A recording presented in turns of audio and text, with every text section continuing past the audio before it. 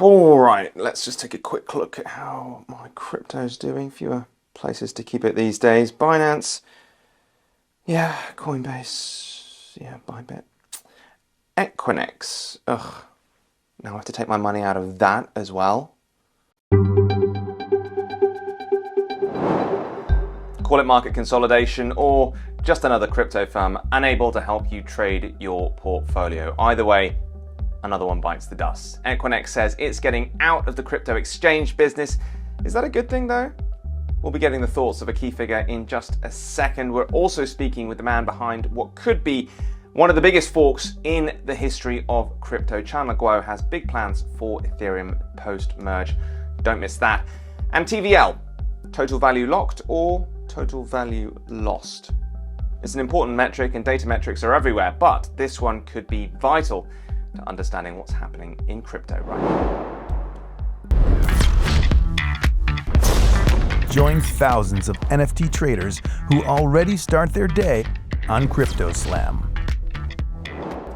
Well, despite some market rebounds, more and more exchanges are having a hard time surviving the crypto winter, and Nasdaq-listed Eqonex is the latest. It said it's closing its crypto exchange. Why? The company says it's switching its focus to its asset management and custody business instead, and it said falling trade volumes, intense market competition, and low margins were behind the decision. Trading is going to cease on August 22nd. Customers have until September 14th to get their assets out of Eqonex. So, what signal does this send to the wider market? What should investors be aware of? All the usual questions we have when these things happen. Igneous Terrenis of Bybit is here to give us his perspective. Igneous, listen, look, you see a rival like this go. Perhaps you wouldn't characterize Eqonex perhaps as a rival, but you know this is really something you're going to welcome. Is it a good thing or is it a bad thing? The space is getting slightly crowded now with more than 300 spot exchanges. But I think, when you talk about spot exchanges, it has this kind of inherent vulnerability during the bearish market conditions. Because, people, if they're only buying and selling on the spot and, they've already cashed out, that it's very unlikely that given the overall sentiment and, some people may have, lost money investing in crypto during kind of like the most bullish terms.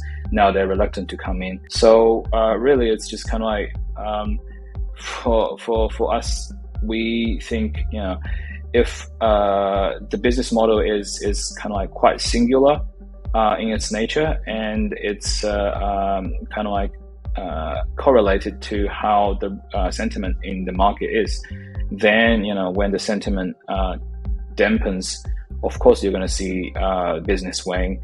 Whereas if you build a business model that kind of like, not to say impervious to the overall market sentiments, but are well hedged against various ways the headwinds may turn against you, then there are ways more maneuverability.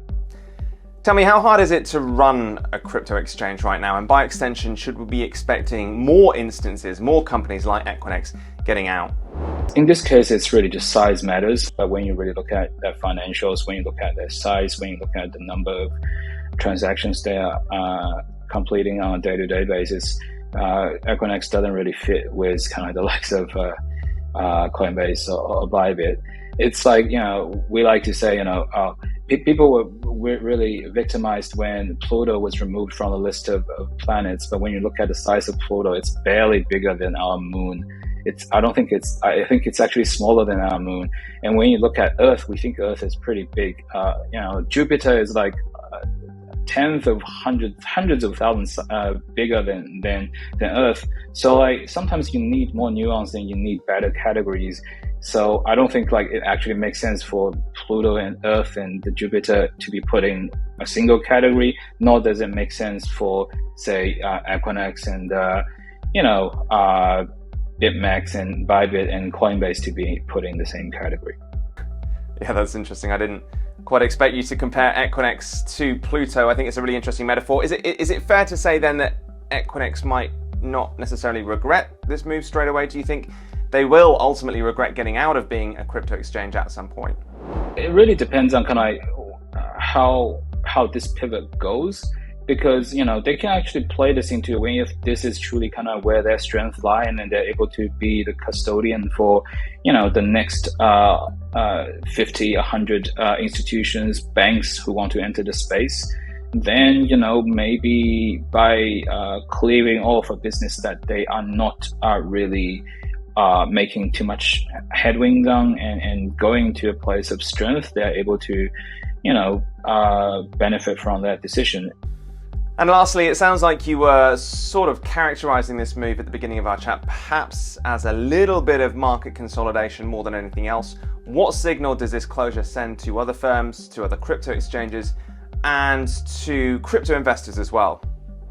I think crypto does benefit from being able to go through those circles at a much more accelerated speed, because when you kind of think about that, the traditional markets, they trade only 5 days and then only between certain hours, whereas crypto trade 24/7. So you can argue that in the past 13 years, crypto has been trading all throughout the 13 years, whereas traditional markets really only like 2.5, 2.7, 2.8 years.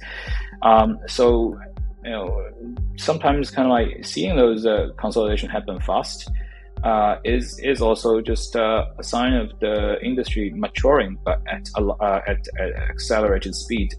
So if we really kind of like are hoping for a future where crypto is able to rise up and at least compete with kind of like traditional finance, if not on equal basis, but like on different battlegrounds, then seeing kind of like those kind of like de-risking and consolidation happen is actually good, in a sense that those survive are stronger for the long run.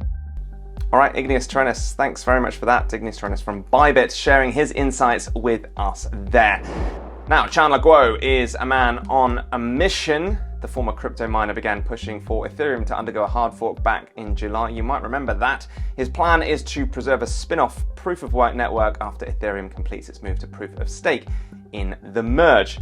But how will the plan work? What does Guo hope to achieve anyway with it? We spoke to the man himself to find out. Forecast's Timmy Shen has been delving into it. He joins me now to tell us what happened in that chat. Timmy, give us the details.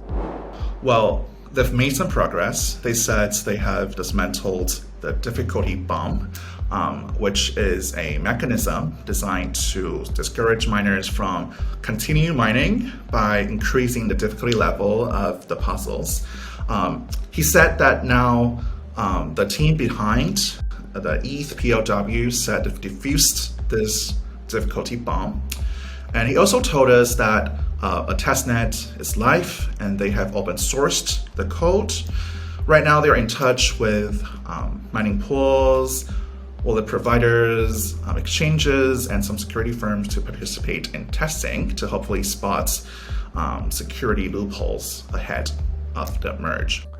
Tell us more about Guo, Timmy. What's his background? What's his motivation here? So he told us he only started this initiative in early August, and the whole thing started at a miners' party he organized at his house in the US. And he said he himself no longer mines crypto. He quit mining at the end of 2016.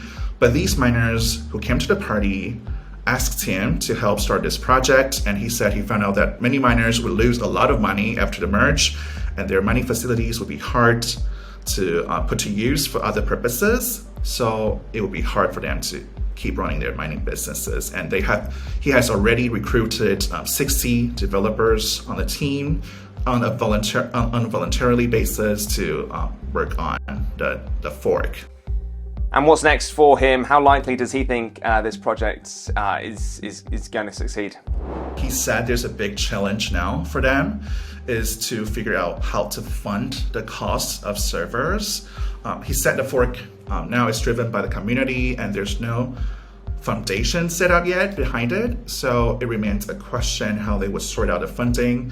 Right now, he's proposing that they can use the gas fee that was supposed to be burnt through EIP 1559 to fund the operations.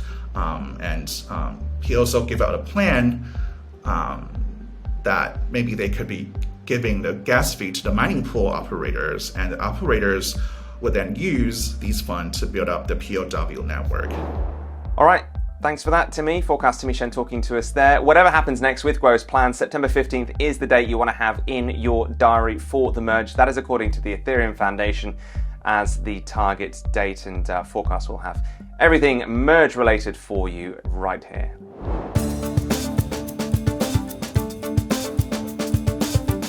Now, of the many data metrics out there to evaluate what's going on in the crypto sphere right now, TVL, or total value locked, is potentially one of the most important, but one of the most underrated.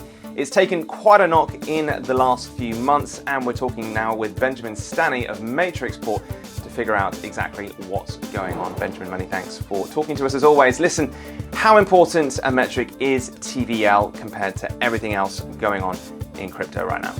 TVL is one popular metric to evaluate the health of an L1, layer 1, or a DeFi protocol. It basically shows how much economic value is contributed to that chain. What we do see is that TVL has come down in tandem with physical prices of crypto. And that's something natural that you'd expect because we're looking at TVL in dollar terms. Now, what it does is it shows you the economic value committed. That's, however, only one metric that you'd be looking at, and there's other ways of evaluating whether a chain or a protocol is viable and vibrant. One other metric to look at, and is popular, is in terms of like development commitments, so how much lines of codes are produced. The other one is you're looking at transaction fees and how often the chain is used. Tell us a little bit more then about how much we should be reading into this drop that we've seen in TVL. Apparently, back in April, it stood at 160 billion. Now it's down to somewhere in the 70s, less than half. Is it just a case of technicalities around that drop? Because it looks pretty substantial when you look at those headline numbers. We obviously will see TVL drop in a bearish market because most of the value on chain is in crypto, and so that will follow whatever repricing you have on the native crypto assets. What we've also seen is something very popular with DeFi protocols is liquidity mining. So they are incentivizing people to stake tokens into liquidity pools and issue rewards. Now in the bear market that we've entered, these liquidity mining incentives have disappeared in big scale. And so that could be one reason as well why we're seeing less value added into TVLs and liquidity pools. What I do want to say though is to put this into context, the last few months we've had major meltdowns of one entire ecosystem, Luna, where the anchor protocol itself was about 15 billion that went to zero, and we've had the collapse of two at least major CeFi players, Celsius and 3 Arrows. So there was big liquidity stress in the system. Yeah, look, I just want to ask you about Solana as well. They seem to be having a little bit of a tricky time over the last week. One protocol apparently stacking on top of itself such that a dollar could be recounted several times. How much of a problem is that when it comes to TVL? Does it sort of nod towards how tricky it makes it to ensure we definitely understand what the value really is in this instance and not being manufactured or manipulated? Yeah, the example you mentioned is a great one to show you the risk and that you can't just look at TVL as a metric of the DeFi protocol or chain. Basically, to my understanding, what happened there was there's two brothers that created multiple anonymous accounts and created DeFi protocols over each other. So when you stake, for example, you say you stake one Sol into Saber, which is one of the protocols, then you get staked Saber back, and that token you stake somewhere else with another independent platform, then it's counted as staked assets there as well, and so that increases the overall TVL on the whole ecosystem. You can repeat that a number of times, and that's apparently what they have done. Now, the problem here is not so much about this going on, but because it was all done by anonymous developers that, in essence, at least what we've heard recently, all lead back to a handful of individuals. And so all that yield has been more or less just fabricated on top. And that's a big acquisition. All right, Benjamin, thanks a lot. Benjamin Stanny of Matrixport talking to us there. right, that is it from us. Like and subscribe to this video for more content like it, and let us know your thoughts on what's happening in the comments.